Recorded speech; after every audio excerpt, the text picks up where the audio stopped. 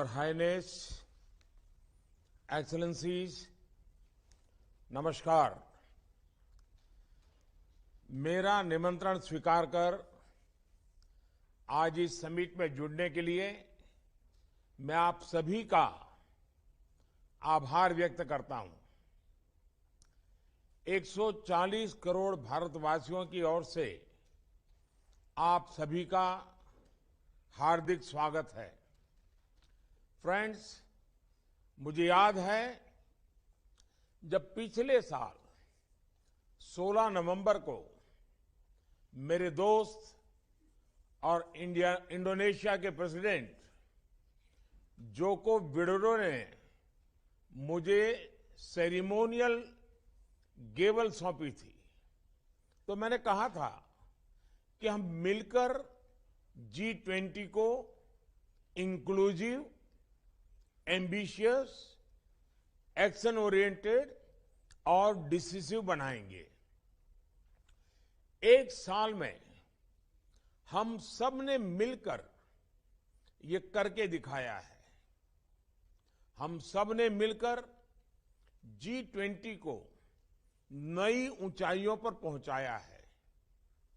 अविश्वास और चुनौतियों से भरी आज की दुनिया में ये आपसी विश्वास ही है जो हमें बांधता है, एक दूसरे से जोड़ता है।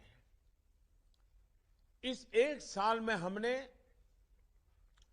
One earth, one family, one future में विश्वास जताया है और विवादों से हटकर एकता और सहयोग का परिचय दिया है। वो पल मैं कभी नहीं भूल सकता जब दिल्ली में हम सभी ने सर्वसम्मति से G20 में अफ्रीकन यूनियन का स्वागत किया। G20 ने पूरे विश्व को इंक्लूसिविटी का जो ये संदेश दिया है वो अभूतपूर्व है। भारत के लिए गर्व की बात है कि उसकी प्रेसिडेंसी में अफ्रीका को आवाज मिली है। इस एक साल में पूरी दुनिया ने G20 में ग्लोबल साउथ की गूंज भी सुनी है। पिछले हफ्ते voice of global south summit में करीब 130 देशों ने नई दिल्ली G20 समिट में लिए गए फैसलों की मन से सराहना की है। G20 ने इनोवेशन और डिजिटल टेक्नोलॉजी का समर्थन करते हुए ह्यूमन सेंट्रिक अप्रोच को अपनाने पर बल दिया है। G20 ने मल्टीलेटरलिज्म में फिर से विश्वास बढ़ाया है। हमने मिलकर मल्टीलेटरल डेवलपमेंट बैंक्स और ग्लोबल गवर्नेंस रिफॉर्म को दिशा दी है और इनके साथ ही भारत की प्रेसिडेंसी में G20 को पीपल्स 20 की पहचान मिली है।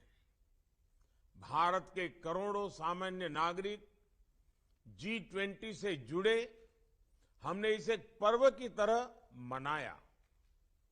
योर हाइनेसेस, एक्सेलेंसीज, जब मैंने इस वर्चुअल समिट का प्रस्ताव रखा था तो कोई पूर्वानुमान नहीं था कि आज की वैश्विक स्थिति कैसी होगी। पिछले महीनों में नई चुनौतियां उत्पन्न हुई हैं। पश्चिम एशिया क्षेत्र में असुरक्षा और अस्थिरता की स्थिति हम सब के लिए चिंता का विषय है। आज हमारा एक साथ आना इस बात का प्रतीक है कि हम सभी मुद्दों के प्रति संवेदनशील हैं और इनके समाधान के लिए एक साथ खड़े हैं। हम मानते हैं कि आतंकवाद हम सभी को अस्वीकार्य हैं। सिविलियंस की मौत कहीं भी हो, निंदनीय है। आज हुए हॉस्टेजेस के रिलीज के समाचार का हम स्वागत करते हैं। उम्मीद करते हैं कि सभी हॉस्टेजेस जल्दी रिहा हो जाएंगे। मानवीय सहायता का समय से और निरंतर पहुंचना आवश्यक है। यह सुनिश्चित करना भी जरूरी है कि इजरायल और हमास की लड़ाई किसी तरह का क्षेत्रीय रूप धारण न कर ले। आज संकटों के जो बादल हम देख रहे हैं, वन फैमिली में वह ताकत है कि हम शांति के लिए काम कर सकते हैं। मानवीय कल्याण के दृष्टिकोण से हम आतंक और हिंसा के विरुद्ध और मानवता के प्रति अपनी आवाज बुलंद कर सकते हैं। आज विश्व की मानवता की इस अपेक्षा की पूर्ति के लिए भारत कदम से कदम मिलाकर चलने के लिए तत्पर है। फ्रेंड्स, 21वीं सदी के विश्व को आगे बढ़ते हुए ग्लोबल साउथ की चिंताओं को सर्वोच्च प्राथमिकता देनी होगी। ग्लोबल साउथ के देश ऐसी अनेक कठिनाइयों से गुजर रहे हैं जिनके लिए वे जिम्मेदार नहीं है। इस संदर्भ में समय की मांग है कि हम डेवलपमेंट एजेंडा को अपना पूर्ण समर्थन दें। ये जरूरी है कि ग्लोबल इकोनॉमिक और गवर्नेंस स्ट्रक्चर को बिगर, बेटर, इफेक्टिव, रिप्रेजेंटेटिव और फ्यूचर रेडी बनाने के लिए उनमें रिफॉर्म्स लाए जाए। जरूरतमंद देशों को समय से और आसान दरों पर सहायता सुनिश्चित करें। 2030 सस्टेनेबल डेवलपमेंट गोल्स में तेजी लाने के लिए अपनाए गए एक्शन प्लान को इंप्लीमेंट करें। फ्रेंड्स, भारत में लोकल लेवल पर एसडीजी में प्रगति का एक उत्तम उदाहरण है हमारा एस्पिरेशनल डिस्ट्रिक्ट प्रोग्राम। मैं G20 देशों को ग्लोबल साउथ को एस्पिरेशनल डिस्ट्रिक्ट प्रोग्राम के अध्ययन के लिए आमंत्रित करता हूं। आप देखिएगा कि कैसे इस एक अभियान ने भारत के 25 करोड़ लोगों का जीवन बदल दिया है। फ्रेंड्स, नई दिल्ली समिट में डिजिटल पब्लिक इंफ्रास्ट्रक्चर रिपोजिटरी बनाने का निर्णय लिया था। मुझे कहते हुए खुशी है कि रिपोजिटरी तैयार हो गई है। इसमें 16 देशों के 50 से भी ज्यादा डीपीआई जुड़ गए हैं। ग्लोबल साउथ के देशों में डीपीआई इंप्लीमेंट करने के लिए मैं सोशल इंपैक्ट फंड स्थापित करने का प्रस्ताव रखता हूं। भारत की ओर से मैं इसमें $25 मिलियन की प्रारंभिक राशि की जोड़ने की घोषणा भी करता हूं। मैं उम्मीद करता हूं कि आप सभी इस इनिशिएटिव से जुड़ेंगे।